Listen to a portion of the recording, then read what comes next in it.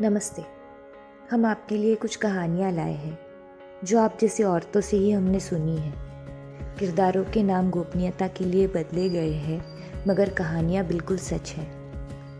औरतें अपनी ज़िंदगी कैसे जी रही हैं और कैसे जीना चाहती है, सुनिए, सोचिए और अपने सहेलियों को भी ज़रूर सुनाइए। ये कहानियां अब तक लेके आए हैं गरिमा ट्रस्ट और कोरो इंडिया। कहानी 4। मीना की कहानी। मेरे दुकान ने मुझे कई तरह की औरतें दिखाई है। मैं तो अपना कुछ माल भी औरतों से ही लेती हूँ। पहले मैं उनके साथ माल खरीदने मुंबई जाती थी। अकेले जाने में डर लगता था, लेकिन अब रास्ता याद हो गया तो सोचा अकेले जाकर देखते हैं। हर बार की तरह दादर स्टेशन से ब्लाउज पीस का माल लेने चल पड़ी मैं। कुछ 15 मिनट में सुनंदा की दुकान पर पहुंची। मुझे हमेशा से सुनंदा बहुत अच्छी लगती है। इतना बड़ा बिजनेस चलाती है, अपनी बेटियों को अच्छी स्कूल में पढ़ाती है। उसके पति का भी स्टेशन पे होलसेल चप्पल का धंधा है।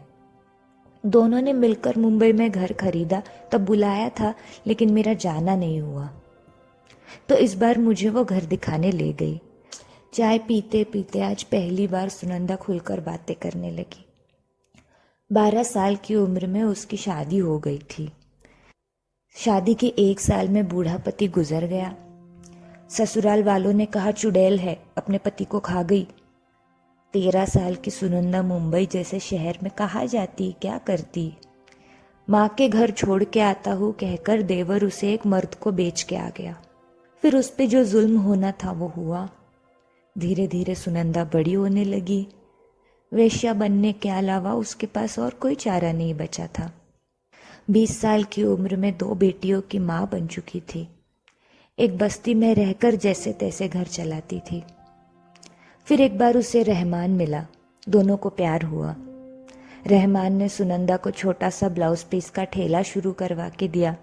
बस इतना सहारा मिलने की देरी थी कि सुनंदा निकल पड़ी। खूब मेहनत करके रिटेल के ठेले से होलसेल का दुकान बना। उसकी कहानी सुनकर मैं दंग रह गई। वापिस आकर कई दिनों तक सुनंदा के बारे में सोचती रही। फिर उस दिन मेरे दुकान पर हमेशा मेकअप का बहुत सारा सामान खरीदने वाली मीना आई। एक बार मुझे बुखार आया था तो अपने घर से एक हफ्ता भर मेरे लिए रोज काढ़ा बनाकर लाती थी। बहुत अच्छी दोस्ती हो गई हमारी। उसके बच्चे ट्यूशन से आकर कई बार मेरी दुकान पर अपने माँ का इंतज़ार करते हैं। हमारे चिट फंड ग्रुप में जुड़ने के लिए मैंने उसका नंबर डाल रखा है। उस दिन आई तो आंखें रो रो कर सूजी थी। उसके मकान मालिक ने 2 दिन में घर खाली करने को कहा था। नदी के उस तरफ किराए के मकान में अपने पति और बच्चों के साथ रहती है वो। मैंने बोला कि मैं मकान मालिक से बात करती हूँ तो एकदम डर गई। मैंने उसे पानी पिलाया, चाय मंगवाई, तब मजबूरन वो बोलने लगी।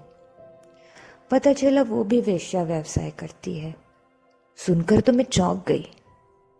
एक बार मीना की बेटी बीमार हो गई थी बचपन में। अस्पताल में अर्जेंट पैसा भरना था तो उसने साहूकार से उधार लिया, हर महीने 10% ब्याज पर। फिर साहूकार पैसों के लिए परेशान करने लगा। मीना के पास तब कोई काम भी नहीं था, तो मजबूरी में उसने वेश्या व्यवसाय शुरू किया। फिर धीरे धीरे उसमें फंसती गई। उसका पति भी इस बारे में नहीं जानता। मीना को शांत करके मैंने तुरंत सुनंदा को फ़ोन लगाया। पूछा क्या करूं मैं अब। तब सुनंदा ने मुझे याद दिलाया कि काम काम होता है। मीना को जो मदद कर सकती हूँ मैं वो करूँगी। घर मिलने तक मीना का परिवार अपने किसी रिश्तेदार के यहाँ रहने वाला है। तो मैंने मीना को बताया कि जब तक घर नहीं मिलता उसकी बेटियों को मैं टिफ़िन दे दिया करूँगी और उसका सीक्रेट भी मेरे पास महफूज रहेगा। मेरी नानी औरतों के कितनी कहानियाँ बताती थी। कुछ कहानियाँ तो अपने मन से जोड़ देती थी। खास सहेली की कोई कहानी उसने कभी सुनाई नहीं, लेकिन हर कहानी में एक सहेली ज़रूर होती थी। मैंने सोचा मीना की कहानी में मैं वो सहेली बनूंगी।